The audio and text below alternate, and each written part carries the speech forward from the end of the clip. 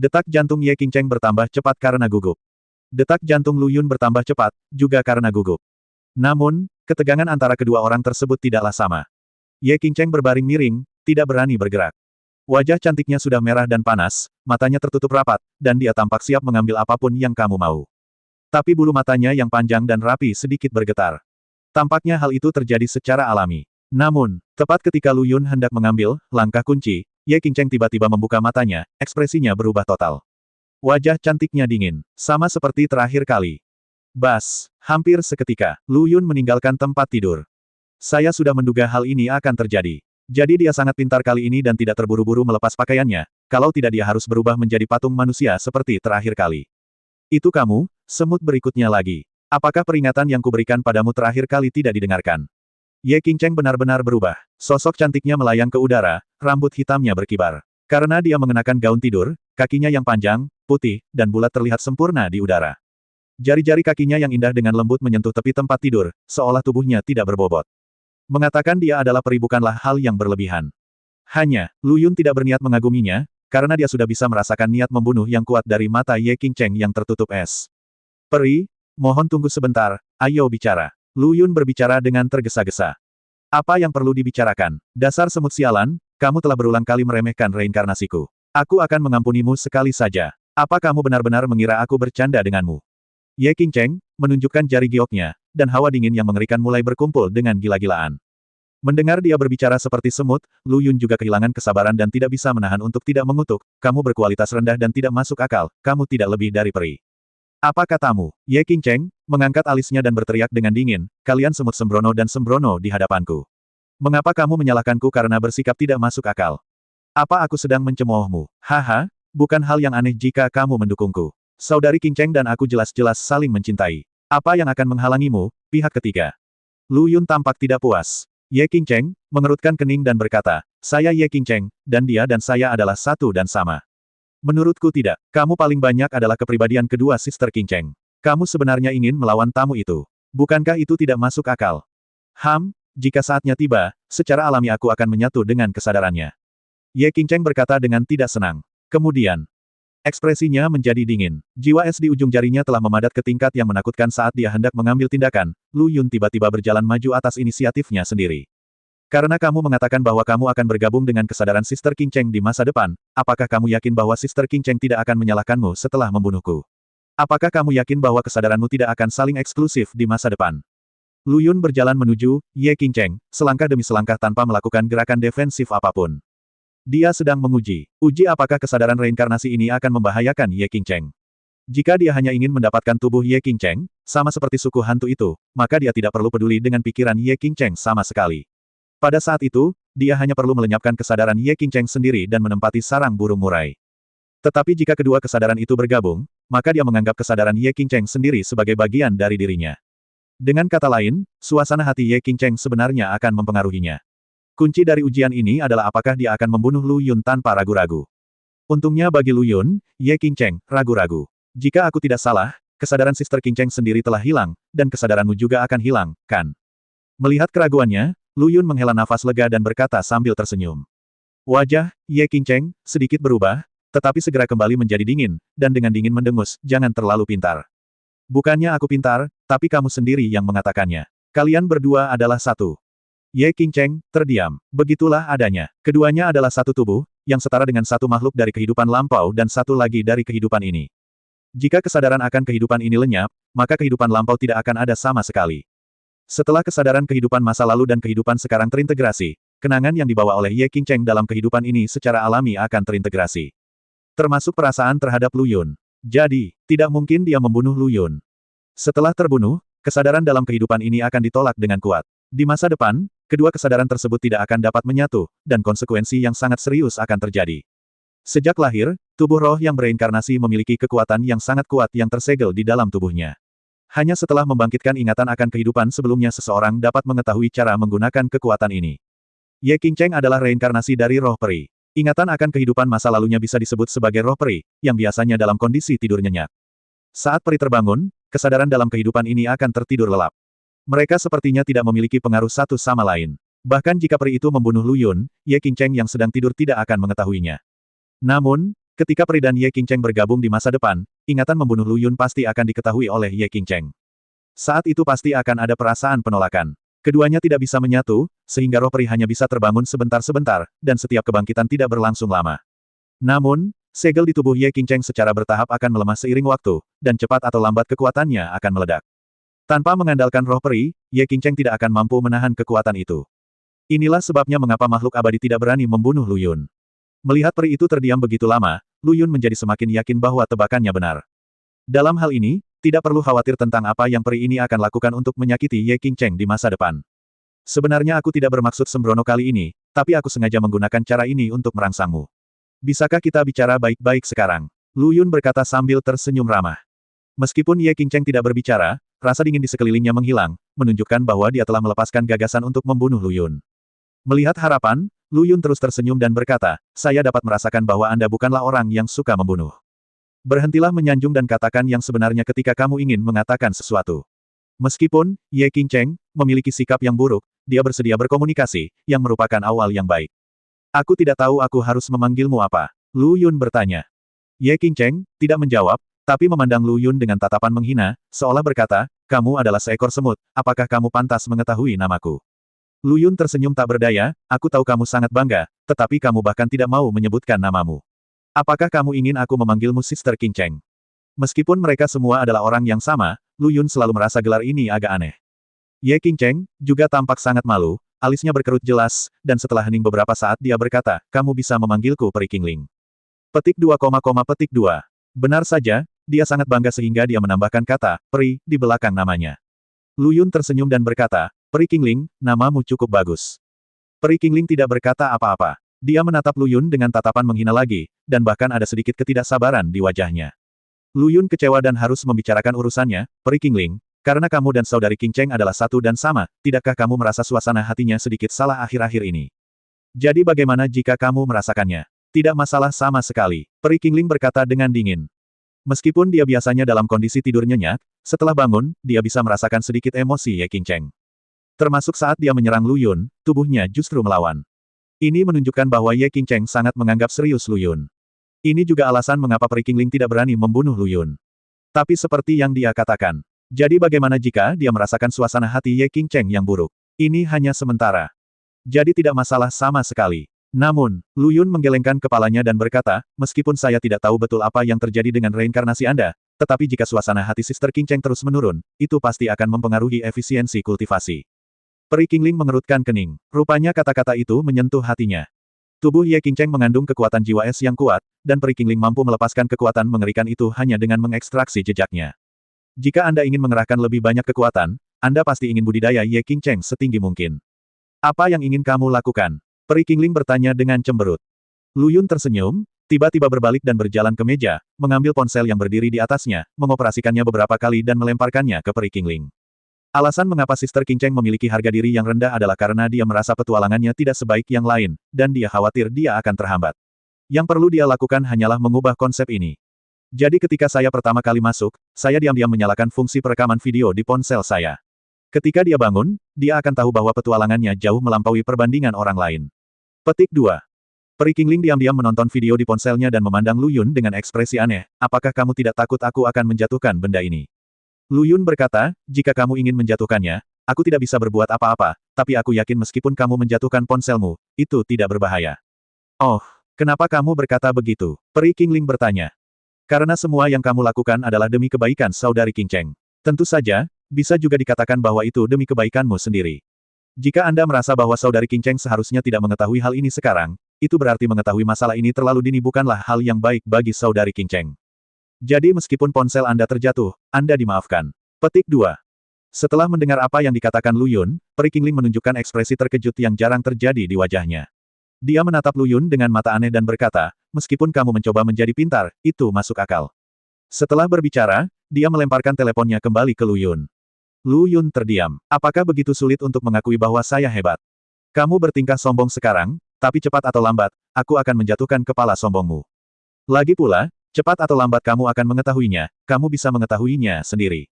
Setiap kali Peri Qingling bangun, dia benar-benar meninggalkan beberapa jejak di benak Ye Qingcheng, seperti mimpi. Dia awalnya ingin perlahan membimbing Ye Qingcheng di jalur kultivasi. Ketika Ye Qingcheng mencapai tingkat kultivasi tertentu, kesadaran keduanya dapat hidup berdampingan untuk waktu yang singkat. Artinya, mereka dapat berkomunikasi satu sama lain, bukan yang satu tertidur dan yang lainnya terjaga. Belum terlambat bagi Peri Qingling untuk memberitahu Ye Qingcheng hal-hal ini secara perlahan saat itu. Tapi Lu Yun telah melakukan semua ini untuknya. Selama Ye Qingcheng bisa menerima kenyataan ini, Peri Qingling berpikir itu tidak masalah, tapi itu menghemat banyak masalah. Lu Yun dan Peri Qingling tidak banyak berkomunikasi, dan seringkali, Peri Qingling memiliki sikap arogan dan mengabaikan Lu Yun. Tapi Lu Yun merasa sangat bahagia. Ini bukan karena Lu Yun memiliki kecenderungan masokisme emosional, tetapi karena melalui percakapan singkat, dia menemukan bahwa Peri Qingling ini sebenarnya tidak memiliki banyak niat jahat. Faktanya, jika dipikir-pikir, meskipun Peri Qingling adalah kenangan kehidupan Ye Qingcheng sebelumnya, ada beberapa hubungan antara kehidupan masa lalu dan masa kini. Kemungkinan besar kepribadian di kehidupan sebelumnya mirip dengan kepribadian di kehidupan ini. Meskipun Ye Qingcheng sangat lembut terhadap Lu Yun, dia memiliki wajah yang dingin terhadap pria lain. Oleh karena itu, Lu Yun merasa sikap merendahkan Peri Qingling bukanlah hal yang buruk. Sebaliknya, temperamen sejati ini membuat Lu Yun merasa lega. Dulu aku khawatir Peri Qingling akan menyakiti Ye Qingcheng, tapi sekarang sepertinya kekhawatiran ini bisa dikesampingkan untuk sementara waktu. Tentu saja itu hanya sementara. Tidak ada yang tahu apa yang akan terjadi di masa depan. Namun, apapun yang terjadi di masa depan, Lu Yun tidak akan pernah membiarkan siapapun menyakiti Ye Qingcheng, bahkan kehidupan sebelumnya. Peri Qingling, jika kamu tidak keberatan, bisakah kamu berbicara denganku tentang reinkarnasi ini? Lu Yun bertanya dengan rasa ingin tahu, tapi Peri Qingling menatapnya dengan dingin dan menjawab dengan dua kata, pikiran. Dengan baik, Lu Yun tampak malu. Meskipun aku sudah menebak kenapa dia tidak repot-repot menjelaskan padanya, aku tidak menyangka dia akan menolaknya secara langsung. Tapi karena dia peri, bersikap tidak baik adalah hal yang wajar.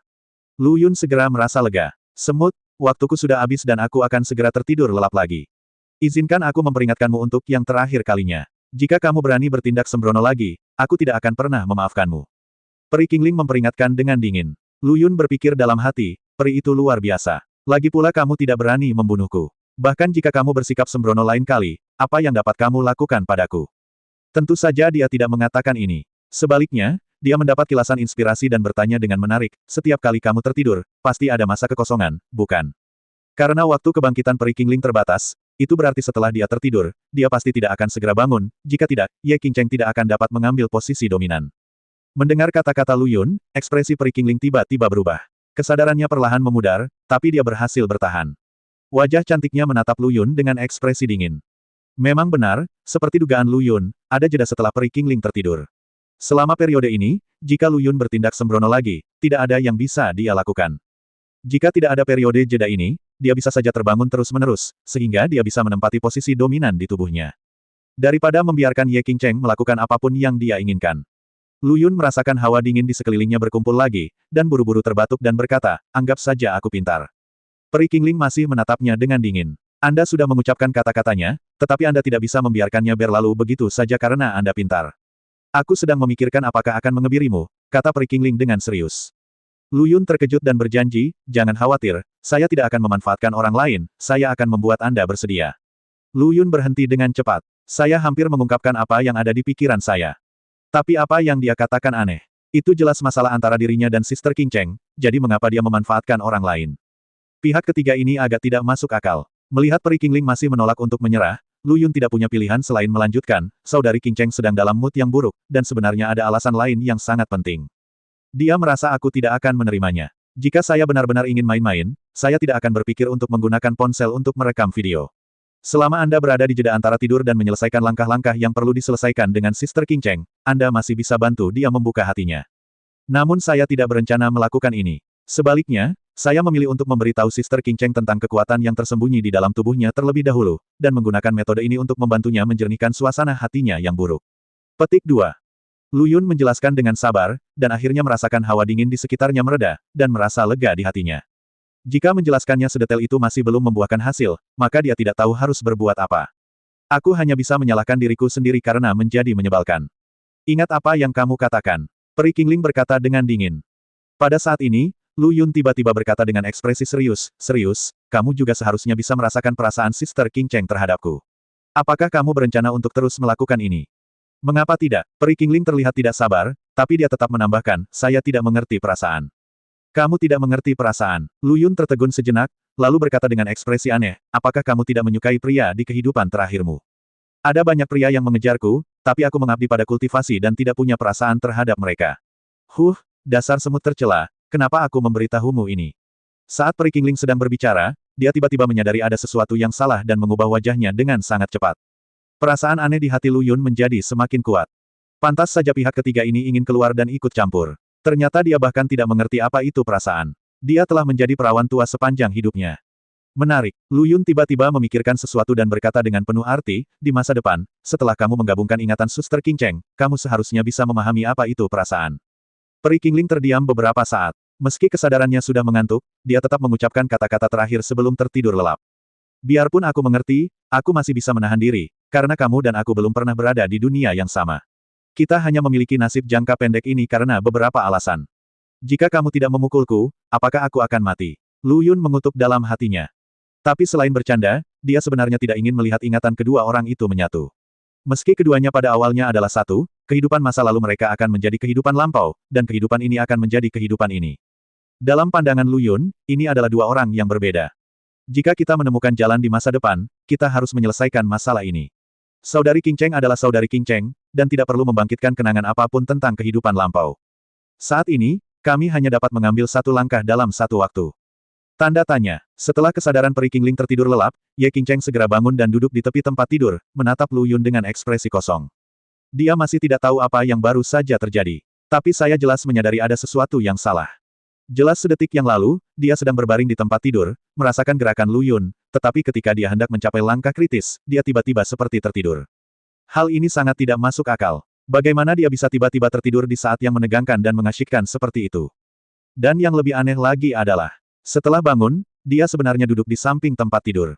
Ye King Cheng bingung. Faktanya, situasi yang sama terjadi terakhir kali. Rantainya tergelincir pada saat kritis, tetapi saya tidak menyadari apa yang salah pada saat itu. Melihat ke belakang sekarang, ada terlalu banyak keraguan. Ye King Cheng bingung untuk beberapa saat. Ketika pikirannya perlahan menjadi jernih, ekspresinya menjadi hilang lagi. Dia menghubungkan semua ini dengan metode Lu Yun. Dengan kemampuan Lu Yun, tidak sulit untuk menjatuhkan dirinya secara instan. Alasan kenapa aku melakukan ini sepenuhnya karena aku tidak mau menerima diriku sendiri, tapi aku takut aku akan sedih, jadi aku bertindak seperti ini. Nanti dia pasti akan mengatakan bahwa bukan karena dia tidak mau, tetapi ada kekuatan yang kuat di tubuhnya yang menolaknya. Sama seperti terakhir kali. Benar saja, seperti yang Ye King Cheng pikirkan, Lu Yun berkata, Saudari King Cheng, kamu seharusnya merasakan ada yang tidak beres, bukan? Ya, aku merasakannya. Lu Yun, kamu hanya bajingan. Jika kamu tidak mau menerimanya, katakan saja padaku. Tidak perlu bertingkah seperti ini setiap saat. Menyenangkan bermain denganku. Ye King Cheng tiba-tiba kehilangan kendali emosinya dan berteriak. Tidak bisa menyalahkannya. Siapapun yang menghadapi situasi ini mungkin akan pingsan. Ini seperti bajingan. Jika kamu tidak mencintaiku, katakan saja. Aku pasti tidak akan mengganggumu, tapi kamu bilang kamu mencintaiku, tapi tubuhmu menolak. Bukankah ini mempermainkan emosi? Ini bahkan lebih menyakitkan daripada penolakan langsung. Saudari King Cheng, saya tahu bahwa tidak peduli bagaimana saya menjelaskannya, Anda akan berpikir bahwa saya sedang bermain trik, jadi saya hanya merekam video. Belum terlambat bagi Anda untuk menontonnya terlebih dahulu dan kemudian memarahi saya. Melihat Ye King Cheng begitu bersemangat, Lu Yun senang karena dia telah merekam videonya terlebih dahulu, jika tidak, dia tidak akan bisa menjelaskannya. Itu semua salah pihak ketiga yang usil itu. Lu Yun menyerahkan telepon kepada Ye King Cheng dan mengingatkan, setelah menonton videonya nanti, jangan panik. Saya akan menjelaskannya perlahan-lahan. Meskipun dia telah memperingatkannya sebelumnya, Ye King Cheng jelas panik saat melihat rekaman video. Wajahnya tidak lagi menunjukkan kemarahan dan kehilangan, melainkan keterkejutan dan kepanikan. Aku penderita skizofrenia. Ye King Cheng tidak dapat mempercayainya. Ketika dia melihat dirinya melayang dengan aneh di video, dia tidak berani melihat ke bawah lebih jauh. Lu Yun berkata, ini bukan skizofrenia, ini adalah kebangkitan dari kenangan kehidupan masa lalumu. Silakan tonton videonya terlebih dahulu. Saya akan menjelaskannya secara detail setelah menontonnya. Kebangkitan ingatan kehidupan masa lalu jelas merupakan skizofrenia. Ye King Cheng merasa sulit menerima kenyataan ini, tetapi masih dengan sabar menyelesaikan menonton video yang direkam. Kemudian dia jatuh ke dalam keadaan lesu. Dari video ini, dia dapat dengan jelas mendengar percakapan di antara keduanya. Yang bernama Qingling Fairy sangat meremehkan Lu Yun. Ye King Cheng tidak ingin percaya bahwa kata-kata seperti itu benar-benar keluar dari mulutnya sendiri. Xiao Lu Yun, aku bersumpah, aku tidak pernah mengucapkan kata-kata ini. Ye King Cheng tahu bahwa dia telah salah menyalahkan Lu Yun, jadi dia merasa sangat bersalah. Lu Yun berkata dengan sungguh-sungguh, saya tahu bukan Anda yang mengatakannya. Bagaimana Sister King Cheng bisa memperlakukan saya seperti ini? Itu masalah pihak ketiga. Karena videonya tidak direkam sepenuhnya, Lu Yun memberitahu Ye Qingcheng secara detail apa yang terjadi selanjutnya. Meskipun Lu Yun sendiri tidak begitu paham tentang reinkarnasi ini, dia masih berusaha keras menjelaskan kepada Ye Qingcheng perbedaan antara reinkarnasi dan skizofrenia. Dan dia selalu menekankan bahwa ini adalah kesempatan, dan jalan masa depan Ye Qingcheng ditakdirkan menjadi luar biasa, jadi dia tidak perlu terlalu khawatir. Setelah menjelaskan lama, Ye Qingcheng akhirnya mengerti. Maksudmu, aku tetaplah diriku, tapi suatu hari nanti aku akan membangkitkan kenangan akan kehidupanku sebelumnya. Pernyataan Ye Qingcheng sangat akurat. Setelah kesadaran Peri Qingling menyatu dengan kesadarannya, dalam arti tertentu, kenangan kehidupan sebelumnya terbangun dalam kesadaran asli Ye Qingcheng. Untuk saat ini, ingatan dari kehidupan sebelumnya masih dalam kondisi tidur nyenyak. Ye Qingcheng memahami garis besar masalah ini, tetapi segera berkata dengan sedih, Xiao Luyun, sebenarnya aku tidak ingin membangkitkan kenangan apapun dari kehidupanku sebelumnya, dan aku tidak ingin ada kekuatan tersembunyi. Ye Qingcheng dulunya iri dengan petualangan saudara perempuannya dan merasa bahwa dia menahan mereka, tapi sekarang dia tahu bahwa ada kekuatan es yang kuat yang tersembunyi di tubuhnya. Ye Qingcheng tidak senang. Kekuatan tersembunyi ini pasti bisa dianggap sebagai sebuah petualangan, dan petualangan ini jauh lebih kuat daripada petualangan saudara perempuannya. Tetapi jika Anda mendapatkan petualangan ini, itu akan mengorbankan ingatan Anda tentang kehidupan sebelumnya. Ye Qingcheng lebih suka tidak melakukan petualangan seperti ini. Dia tidak yakin apakah dia akan menjadi orang yang berbeda ketika dia membangkitkan ingatannya. Terutama sikap Peri Qingling terhadap Lu Yun membuat Ye Qingcheng merasa sangat tidak nyaman. Lu Yun juga mengkhawatirkan hal ini, namun dia tetap berkata dengan nyaman, saya dapat merasakan bahwa ingatan Anda dari kehidupan sebelumnya seharusnya tidak menempati posisi dominan. Sebaliknya, dia lebih terpengaruh oleh Anda. Peri Qingling berkata bahwa dia tidak memahami perasaan, jadi dia menunjukkan sikap seperti itu terhadap Lu Yun, tetapi ketika ingatannya menyatu, dia pasti akan menyukai Lu Yun. Kami akan melihat apakah dia dapat menahan hubungan ini pada saat itu. Ye Qingcheng berkata dengan tatapan melankolis, itulah yang aku katakan, tapi aku masih tidak mau menerima kenangan orang lain.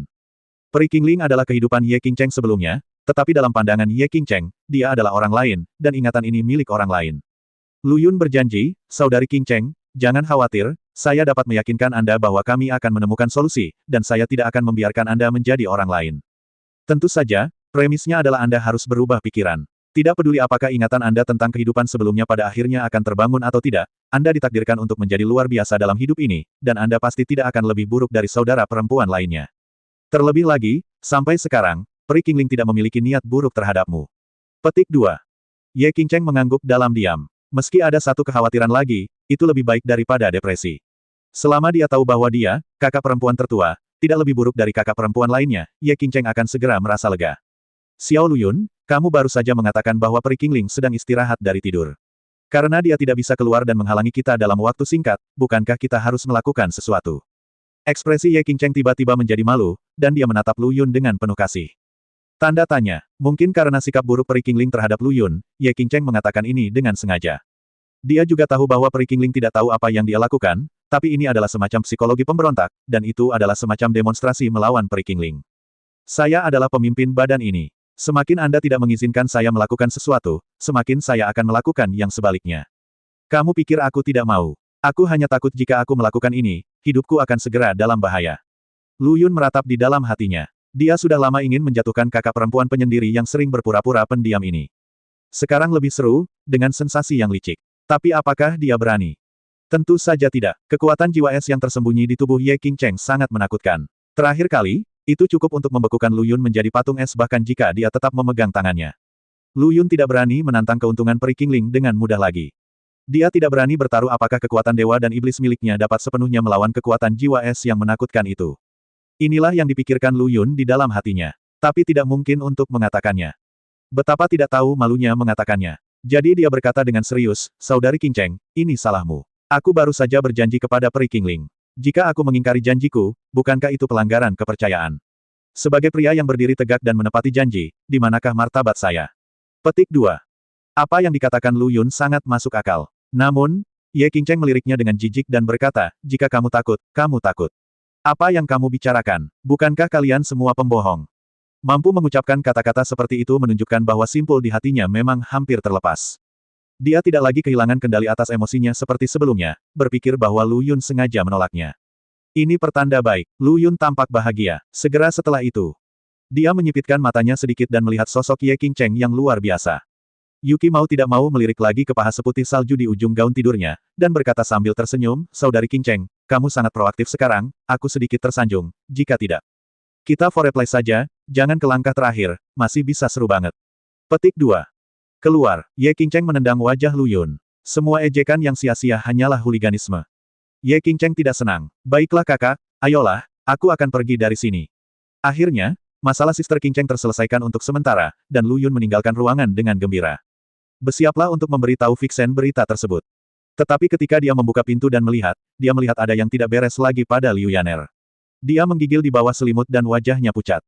Xiao Lu Yun, aku kedinginan sekali. Baru saja Liu Yaner patuh dan bersembunyi di kamar tanpa keluar, tetapi tiba-tiba rasa dingin yang mengerikan melanda dirinya, dan bahkan gerakannya menjadi masalah. Butuh banyak usaha untuk merangkak ke tempat tidur. Tapi bibirnya masih ungu karena kedinginan. Untungnya, rasa dingin itu hilang dengan cepat, jika tidak, konsekuensinya tidak terbayangkan.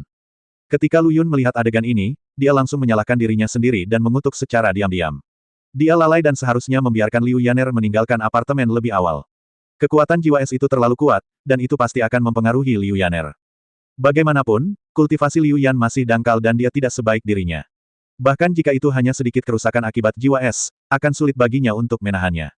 Lu Yun buru-buru memeluk tubuh dingin Liu Yan, berpikir bahwa tubuhnya mungkin tidak mampu menahan kekuatan dewa dan iblis, jadi dia hanya bisa menggunakan energi aslinya untuk membantunya menghilangkan rasa dingin di tubuhnya. Untungnya, Liu Yaner hanya terkena dampak ringan. Meski tubuhnya membeku, nyawanya tidak terluka parah. Lu Yun membutuhkan waktu lebih dari setengah jam agar suhu tubuh Liu Yaner pulih secara bertahap. Selama periode ini, Ye Qingcheng merasa bingung dan melihatnya. Dia langsung khawatir dan menyalahkan dirinya sendiri. Dia tahu Liu Yaner pasti seperti ini karena dia. Ye Qingcheng tidak berani mengatakan sepatah kata pun sepanjang waktu, menyaksikan dengan sangat cemas saat Lu Yun memasukkan ki ke Liu Yaner. Baru setelah wajah Liu Yaner mendapatkan kembali vitalitasnya, dia diam-diam menghela nafas lega. Kakak, jika kamu memiliki harga diri yang rendah, kami bersaudara mungkin tidak akan bisa hidup lagi. Setelah Liu Yaner pulih, dia melihat kesalahan mereka berdua, jadi dia berinisiatif bercanda sambil tersenyum. Kakak ketiga, maafkan aku tidak bermaksud begitu. Ye Qingcheng dengan nada meminta maaf melangkah maju dan memegang tangan Liu Yaner, lalu berkata dengan ekspresi yang rumit, sebenarnya, saya sudah menemukan jawabannya sekarang. Selama semua orang aman, tidak masalah jika saya sedikit lebih buruk. Jika kekuatan itu akan merugikan Anda secara tidak terlihat, saya lebih suka tidak melakukannya. Petik 2. Kakak, jangan bodoh, ini kesempatanmu, tapi kamu tidak tahu bagaimana mengendalikan kekuatan ini sekarang. Kamu pasti bisa menggunakan kekuatan ini untuk keperluanmu sendiri di masa depan. Kami masih akan mengandalkan Anda untuk melindungi kami. Petik 2. Liu Yaner berkata sambil tersenyum. Ye Qingcheng terdiam beberapa saat, lalu menghela nafas dan berkata, saya sangat berharap saya bisa kembali ke masa lalu. Meskipun hidup saya membosankan, tidak akan ada banyak hal buruk. Dia berkata dan menatap Lu Yun dengan marah. Itu semua karena si brengsek Xiao Lu Yun ini. Dia benar-benar mengganggu hidup kita begitu dia kembali. Tentu saja, Ye Qingcheng hanya mengatakan ini dan tidak menyalahkan Lu Yun sama sekali. Tidak bisa menyalahkan Lu Yun. Mereka dilahirkan untuk menjadi luar biasa. Reinkarnasi roh abadi Ye Qingcheng, kuali Kaisar King Xuan Huo Lin Qingtan, garis keturunan klan Linghu Liu Yan, dan pengalaman hidup Wang Bining, Del. Ini semua sudah ditentukan sejak awal. Kemunculan Lu Yun hanya sedikit membuat hal yang seharusnya terjadi ini terjadi lebih awal. Mengetahui bahwa Ye Qingcheng sedang bercanda, Lu Yun tidak keberatan, dan mengangguk setuju, saudari Qingcheng benar, ini semua salahku karena mengganggu hidupmu, jadi aku akan meminta maaf. Malam ini, aku akan membiarkan kalian berdua saudara perempuan cantik melakukan apapun yang mereka inginkan. Petik 2. Memotong. Liu Yaner memutar mata kecilnya yang lucu dan berkata, kamu punya ide bagus. Ye Qingcheng berkata dengan ekspresi dingin, Lu Yun, adik perempuanmu yang cantik akan tidur. Mengapa kamu tidak keluar dan menjaga pintu? Oh, ngomong-ngomong, yang terbaik adalah berlutut di luar pintu sepanjang malam.